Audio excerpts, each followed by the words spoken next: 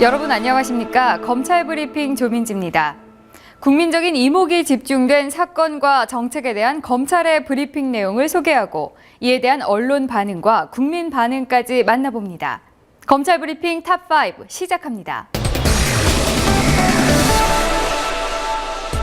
원전 안정성에 대한 국민적인 우려가 가중됨에 따라 원전 비리 수사를 진행해온 부산지검 동부지청은 현재까지 11명을 기소했으며 구속 수사 중인 4명을 포함해 구속자는 모두 12명이라고 발표했습니다.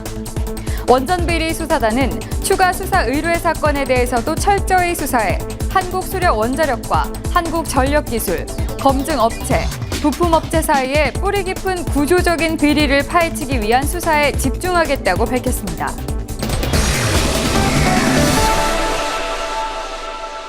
대구지검 특수부는 불법 구입한 신분증으로 휴대폰 가입 신청서를 위조하고 휴대폰을 개통해 통신회사로부터 18억 원 상당의 스마트폰 2천여 대를 가로챈 일당 3명을 기소했다고 발표했습니다.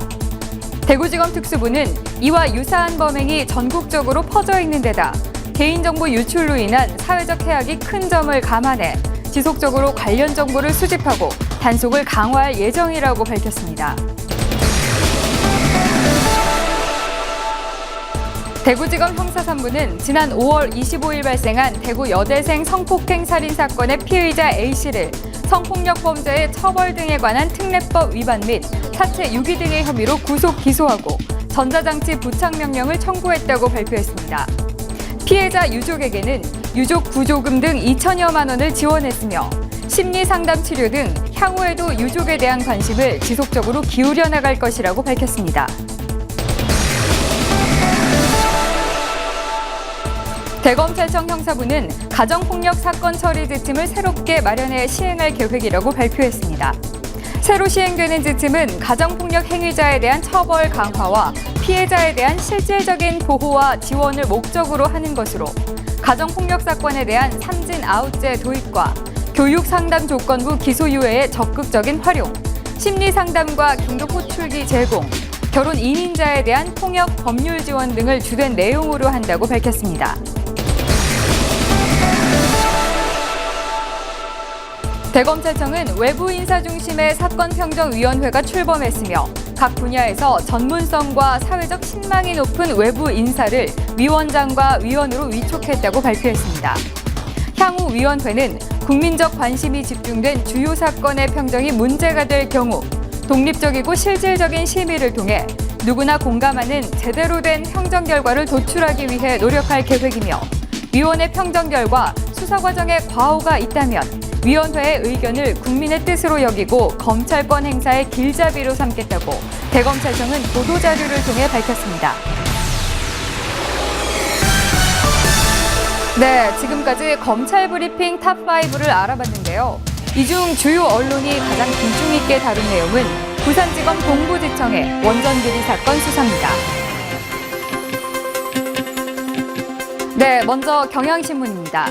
부산지검 동부지청 원전비리 수사단이 한국수력원자력부장 송모 씨와 차장 황모 씨를 사문서 위조 등의 혐의로 기소했다는 내용입니다.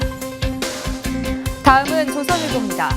대검찰청이 원전 납품 과정에서 품질 증빙 서류를 위조한 것으로 보이는 49개 업체가 납품한 원전 부품에 대해 추가 수사에 나섰다고 밝혔다면서 검찰은 49개 납품업체를 7개 관할검찰청에 배당해 수사를 시작했다고 보도했습니다.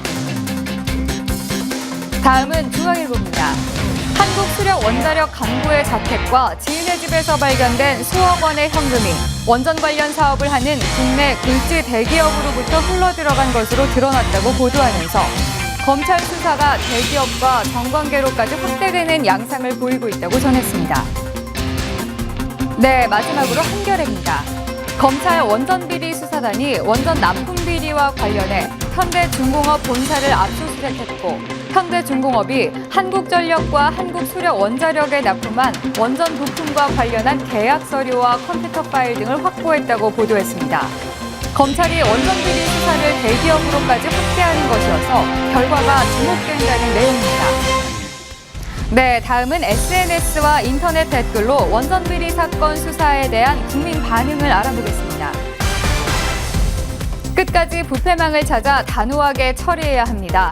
모든 국민이 지켜보고 있으며 이번에도 용두사미로 끝나지 않길 간곡히 바랍니다라고 검찰에 철저한 수사를 요구했습니다. 지위 고하를 막론하고 엄중히 처벌해야 이런 일의 재발을 막을 수 있을 듯 모처럼 검찰의 신뢰를 회복할 수 있는 기회라고 해주셨습니다. 뇌물 공여한 기업이 어딘지도 수사해야 할 듯 싶습니다. 준 사람, 받은 사람 모두 처벌해야 하지 않나요? 라고 개탄하셨네요. 개인이건 국가건 풍요로워지면 내부적으로 부패할 커다란 잠재적 요소를 잉태한다라고 우려 섞인 댓글입니다. 정말 썩은 집단, 직원 스스로 자체 정화가 필요함이라고 각성이 필요하겠다고 해주셨습니다.